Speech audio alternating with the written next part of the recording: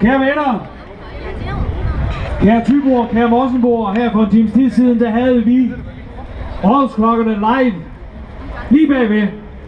Det betyder, at Thy og Mors er på Rådhuspladsen. Ja, giv jer selv en hånd. Vi håber på et fantastisk arrangement herovre. Jeg synes, det tegner godt vejret. Det har været bestilt lang tid. Men sådan den officielle åbning, det vil vi dog gerne have en lokal mand til. Og det er sådan, at manden, som vi lige skal høre nu her om lidt, det er trods alt hans forplads, vi bruger. Så det er jo meget sådan rimeligt, at han får lov at give besøg med. Han er faktisk født nordomfjords, og ret beset så er Vendsyssel vel egentlig bare den nordligste del af Thy, hvis man sådan lige kigger lidt på kortet. Han flyttede dog senere søndenfjords, og et job som vært på TV Bingo i Aalborg, det har bragt ham videre i karrieren. Kære publikum, tag vel imod overborgmester fra Københavns Kommune, Frank Jensen. Tak skal I have. Kære Thyboer, kære Morsingboer og kære københavnere. Jeg har glædet mig helt vildt til at få lov at byde jer alle sammen rigtig hjertelig velkommen her til åbningen af Thy og Mors på Rådhuspladsen her den her dejlige fredag den 23. maj. For jeg vidste, da jeg sagde ja til, at I kunne få lov at indtage Rådhuspladsen, så vidste jeg, at det var folk, der kom, der ikke gør noget halvt. I er ikke mennesker, der gør noget halvt der, hvor I kommer fra, heller ikke der, hvor I kommer frem. Og det må man sige, I har da virkelig indtaget Rådhuspladsen. Da jeg kørte forbi her i morges på vej til et møde ude i Nordvester, tænkte jeg, kan folk overhovedet få lov at passere i den her weekend af Rådhuspladsen? Der er dog lavet en lille smule plads til, at almindelige mennesker kan få lov at passere Rådhuspladsen, mens I er her. Men det er rigtig dejligt at se, I er her. Det er rigtig dejligt, I er kommet. Og det er rigtig dejligt, I er kommet med den ambition om at vise alt, hvad I har at byde på. Både i Thy, men også på Mors. Og der er rigtig meget, det ved jeg jo fra mine mange besøg ude hos jer. Der er rigtig meget at komme efter, både som turist, men i høj grad også, hvis man har lyst til, hvis man skulle have lyst til at bo et andet sted i København, så er det ikke det ringeste sted, man kan bosætte sig på Thy, eller i Thy og på Mors. Det er nogle rigtig skønne naturomgivelser, det er nogle rigtig dejlige, hjertelige mennesker, og jeg ved godt, det er ikke noget, I går og praler af, der hvor I kommer frem, I er bare dybt taknemmelige over det, og sådan har I jo jeres helt særlige måde, ligesom at undertrykke jeres begejstring på over jer selv, og det er ikke så ringe endda.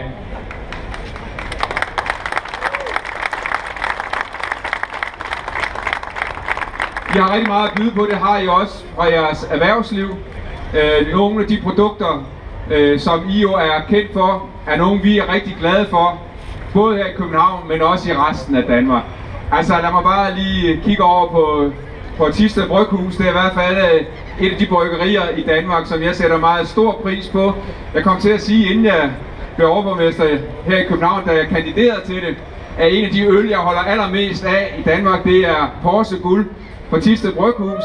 Det var ikke så stor begejstring hos bryggerne her i byen, men det var rigtig stor begejstring oppe i Thisted, fordi der gik jo ikke ret mange dage efter det, jeg stod i avisen, så kom der lige en lille erkendelighed i form af en kasse øl fra Thisted. Det var jeg selvfølgelig rigtig taknemmelig for. Det var ikke derfor, jeg sagde det, men det var altid rart, at det bliver påskønnet.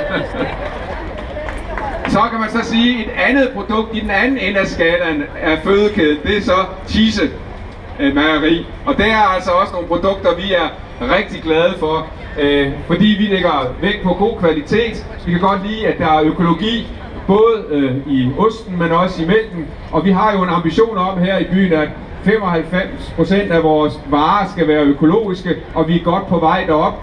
Og I ved jo godt, at vi har fået rigtig mange Michelin-stjerner på vores restauranter her i København. Og det er vi selvfølgelig glade for, fordi det trækker rigtig mange turister til byen. Men det er allermest stolt af som byens borgmester, det er, at vi hver eneste dag her i København serverer 67.000 måltider mad med høj grad af kvalitet og en stor økologiprocent. Og det er I med til. Og derfor er der ikke noget modsætningsforhold mellem at bo, hvor I bor, og så være københavner. Vi er dybt afhængige af hinanden. Der er ikke et modsætningsforhold mellem at bo der, hvor I bor, og være borger der, og så være storbymenneske her. Vi er meget, meget afhængige af hinanden. Og dem, der går rundt og bygger forestillinger op om, at der i Danmark er konflikt mellem det, de kalder, synes jeg, noget ubehageligt for udkants Danmark, og så vores hovedstad tværtimod, så er vi bare lykkelige over, at vi har hinanden. Og det er vi også sådan en dejlig fredag eftermiddag her på Rådhuspladsen. Jeg husker en gang, hvor jeg var på Mors. Det var da jeg var forskningsminister. Der var jeg blevet inviteret til Nykøbing og skulle fortælle om alle lyksaligheder ved, at vi gjorde noget mere inden for forskning, ikke mindst inden for genteknologi og bioteknologi. Og da jeg stod der i lang tid og holdt foredrag, så var der en ældre mand nede, der rakte hånden op, og så sagde nok, gode mand, er du uenig i det, jeg siger? Så sagde han, nej, jeg er sådan set ikke uenig i, at der er mange perspektiver ved alt det, ministeren har stået og talt om. Jeg vil bare lige sige, at ham, der har opfundet kaffepunch, han har heller ikke levet forgæves. Og det synes jeg er en meget god måde at trække tingene derned, hvor de skal være. Og det drejer sig grundlæggende om livskvalitet. Det er jo det, vi gerne vil. Vi vil gerne satse på høj grad af livskvalitet for vores borgere, og det er uanset, hvor man bosætter sig i vores dejlige land. Og det at lægge vægt på, at forskning på et højt niveau, jamen det kan ikke erstatte den livskvalitet, vi skal have i dagligdagen, og der er en lille kaffepunch jo heller ikke at foragte. Det, jeg synes er så fantastisk, den måde, I repræsenterer jeres egen på, det er, at I heller ikke undertrykker, at der er nogle muligheder ved at komme der, når det drejer sig om at udnytte jeres natur. Jeg synes jo, det at kalde bølgerne ud for Klitmøller for Cool Hawaii, er bare så godt tænkt, er bare sådan en god understregning om, at I har noget at byde på, man ikke kan få ret mange andre steder i verden. I har et fantastisk hav, som I både kan udnytte til at få nogle frisk fisk ind til landet, men også at man kan bruge jeres hav rekreativt. Og det at få understreget, at man kan komme som turist fra hele verden og udnytte det at stå på bølgerne ud for Klitmøller, det er bare en rigtig god fortælling. Bliv ved med at fortælle om de gode fortællinger om mennesker, der bor i Thy og på Mors. Bliv ved med at fortælle om de gode fortællinger om, hvordan man kan drive et godt og stærkt erhvervsliv med produkter, der har høj kvalitet og som rigtig stor efterspørgsel efter os i Danmarks hovedstad.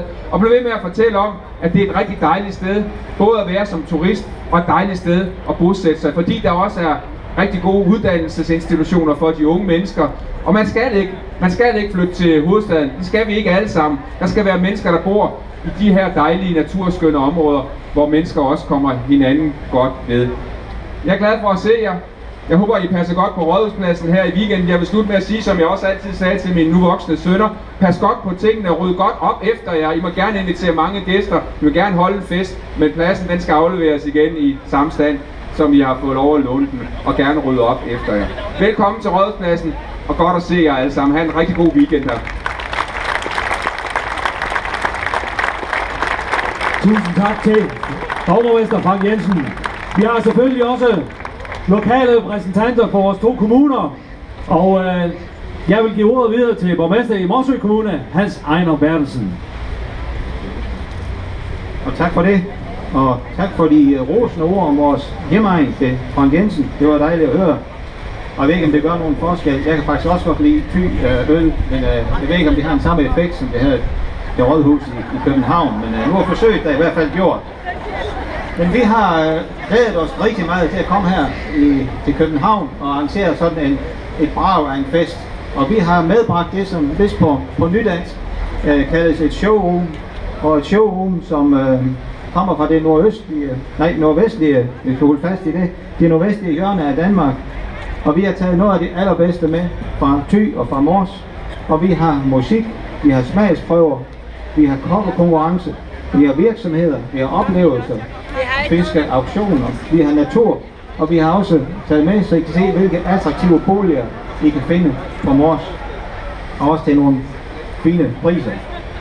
Og vi vil nemlig gerne dele med flere på Thy og på Mors. Der har vi masser at prale af. Vi er ikke gode til det der med at prale, det vil vi gøre en undtagelse i dag. Så I kan derfor se frem til at opleve natur, ørige oplevelser, kvalitetsråvarer og produkter. Nu er det jo sådan, at kært barn har jo mange navne, og uanset om man kalder os for Rygrads Danmark, Produktions Danmark, Udsigts Danmark eller Forkants Danmark, ja, så håber vi jo på, at endnu flere vil få lyst til at lægge vejen forbi og få smag for vores mange tilbud og vores delikatesser. Så jeg vil som bare sige velkommen og velbekomme, og så vil jeg give ordet til kultur- og udvalgets formand fra Thisted Kommune, Niels Jørgen Pedersen.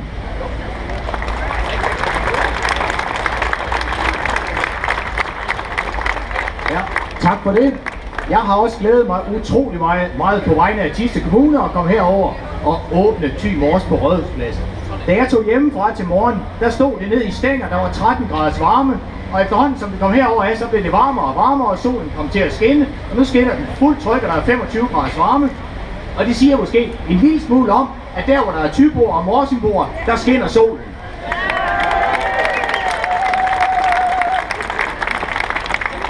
Jeg er også rigtig imponeret over alle de virksomheder og foreninger, der lægger en masse arbejdskraft i de her par dage herovre på Rådhuspladsen. Det er rigtig flot at være med til at promovere vores område. Det er at få folk herover, der får øjnene op for, hvad der er i Thy og på Mors. Det kunne måske være, at der var nogen, der fik lyst til at tage en tur op og se, hvordan det så ud. Det kunne måske endda være, at der var nogen heroverfra, der en dag synes, det kunne være rigtig spændende at flytte til Thy, fordi vi har så meget, og så solen altid skinner. Jeg vil gerne sige tak til Københavns Kommune og overborgmesteren for, at vi må have lov til at låne den her Rådhusplads i 2 dage. Og en ting, der er helt